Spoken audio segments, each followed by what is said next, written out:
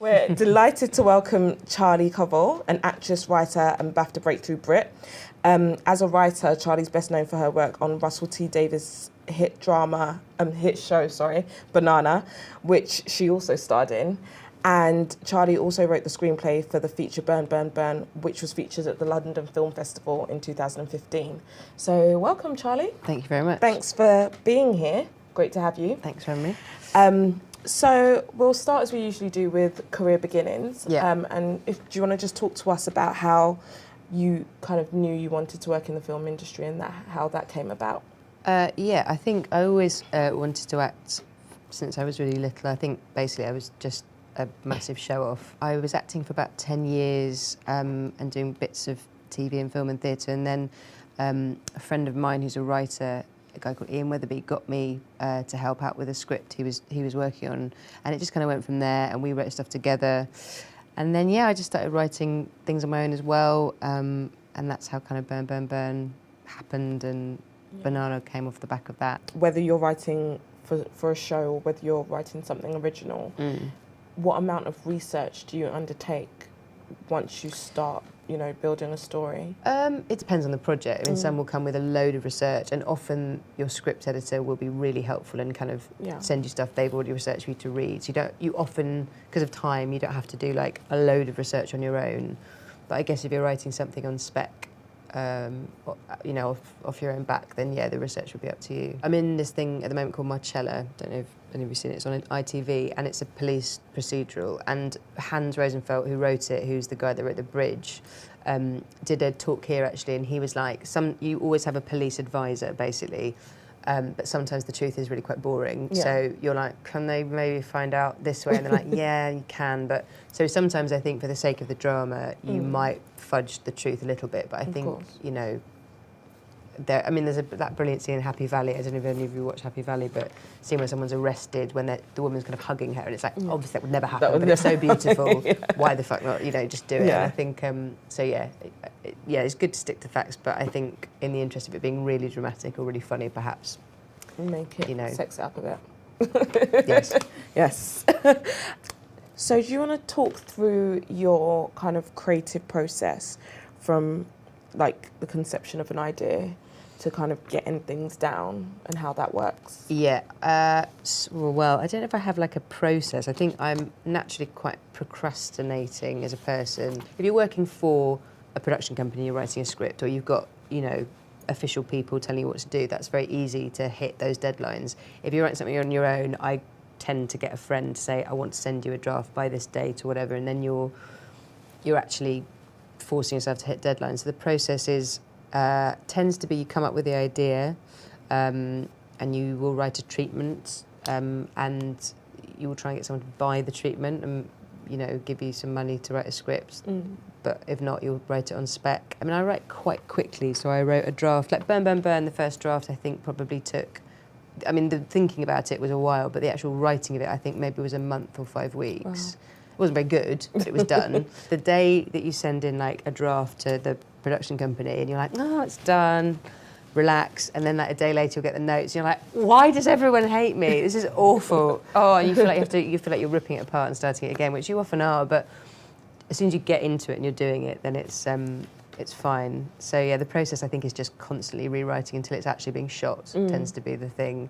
So at the moment I'm writing a series which is 8 episodes long, so I'm writing all 8, and stuff comes up that's not useful for what I'm writing, but I like it, like a character trait or a random thing. So I've got a big document on my computer that I just put random stuff into, and then once a year I might go, I'll just go through that very long, probably quite tedious thing and pick out bits. But yeah, character I would say first, and then story. I normally really like having help with the story and like working out how it's going to play out and what beats you need to hit to make a moment pay off, or where you're going to put your emotional climax in and turning points of character. And if it's TV, like if it's a commercial program, you've got your advert breaks, you've got to hit your kind of, your hooks for whatever.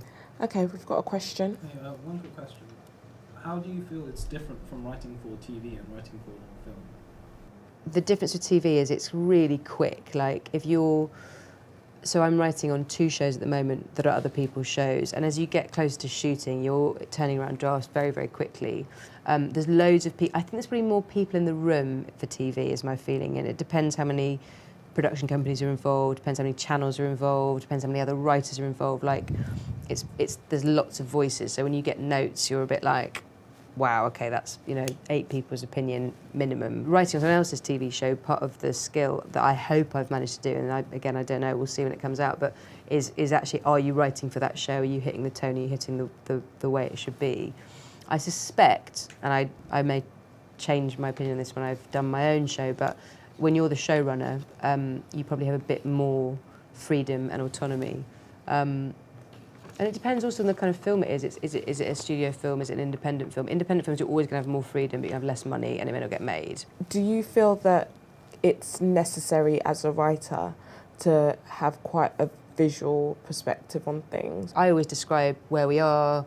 I write massively over the top stage directions, which are not necessary, but I often put stuff in brackets of how an actor, say you say quietly or sadly or whatever. I mean, they probably don't need it for their own delivery, and I would expect an actor to ignore it if it's not working. But for people reading early drafts of trying to get, what you're doing with that scene, they're quite useful. What is the best way to develop a script? Are there any strategies to improve a script that you already have?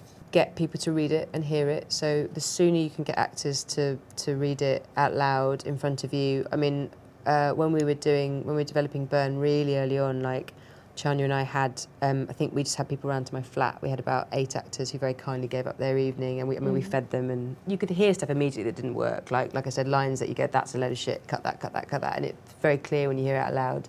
And it's amazing, as soon as you hear people talking about it, it's like an alive thing, you kind of know more what to do with it. So that's a really important thing for the process and developing it. So I would say the tempting thing is when you're writing is to be a bit precious about something and keep it because it's not quite ready, and it will never be ready. That's the thing I would say. The best advice I got given is like, it will never be done, it will never be finished. As soon as you can, send it out and get people's feedback. And you've mentioned quite a bit about Ian, who's your writing partner. Yeah. Do you find it kind of useful to write with someone, and how would you weigh up the pros and cons of that?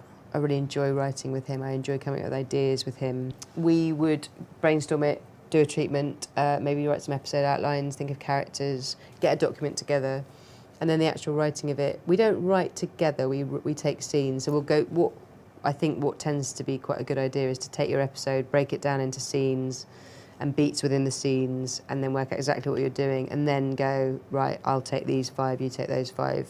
And we go away and do that, then we email each other those, and you sort of build it a bit like a puzzle. Would you advise that people write what they know?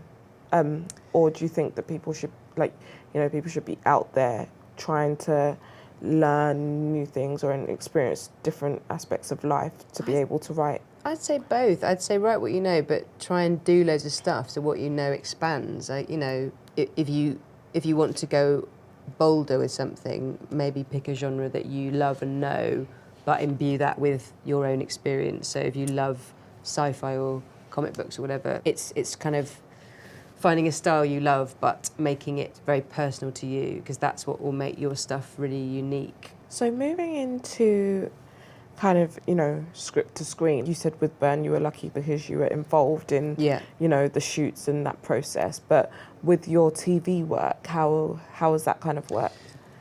Well, you at some point have to surrender to the fact that you don't have final say on stuff, and it might be really upsetting. They might want you to lose jokes you love, even characters you love, and you have to always, with some projects, think about the money. Because you are being paid to do a job, and if you're writing on someone else's show, it's their show, and I think you can fight some battles, but actually your job is to serve that show and that story, that series, and that showrunner. There'll be practical problems, like the weather might be terrible and you wrote the scene that they have to shoot on that day outside and it has to go inside. That'll be something that is beyond your control. I think a useful thing maybe to keep in mind to stop yourself going mad is that you're the writer, but you're part of the process. It's very easy. And it's easy as an actor to be like, it's all about me. It's my, am I doing a good job? Am I doing this right? And making it very self-focused. But you are a part of a bigger thing. What would be your advice for someone who's got, you know, a story in their head and they're trying to get it down on paper, or they've, you know, started something and they're kind of stuck with it?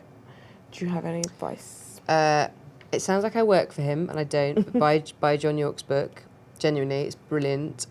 It's about structure. It sounds like it's going to be very dry, but it's amazing. And it compares like Macbeth and Walter White. It's just brilliant in terms of how to tell a story. It's really good. So that would be something I would definitely read because it's quite inspiring. Being a bit canny about it. If you want to get something made, write something that is cheap to make. So stuff that's more about characters and doesn't need to be set on a spaceship or in a giant, I don't know, water pool or something. Like something that, like, I don't know, you've seen the film Weekend, Andrew Hayes film, like, you know, amazing film and beautiful and film. just amazing dialogue and all about these characters, but didn't cost much to make. And I would recommend watching that and watching lots of low budget stuff. And I would recommend writing shorts that are possible to make, and because then they might exist, and from then you can write things that are more ambitious. Have someone making you accountable, so deadlines, they really make such a difference, and ideally someone you don't know that well and you're a bit scared of, who's kind of like helping you out, because your mum, you'll be like, I haven't done it, and she'll be like, well, you did tell me, well, I haven't done it. So someone who's you're a bit nervous about, I would say, having as a person you're accountable to, and just write lots, I think. And if you're stuck on something, put it away and get it out in a month and have a look at it again, because it won't be as bad as you think it is. And stuff that's got dialogue and is ready to go, get actors to read it as soon as possible. Cool. So that's all we've got time for today. Cool. But big thank you to you for joining us. We Thank you really for having me. appreciate you coming.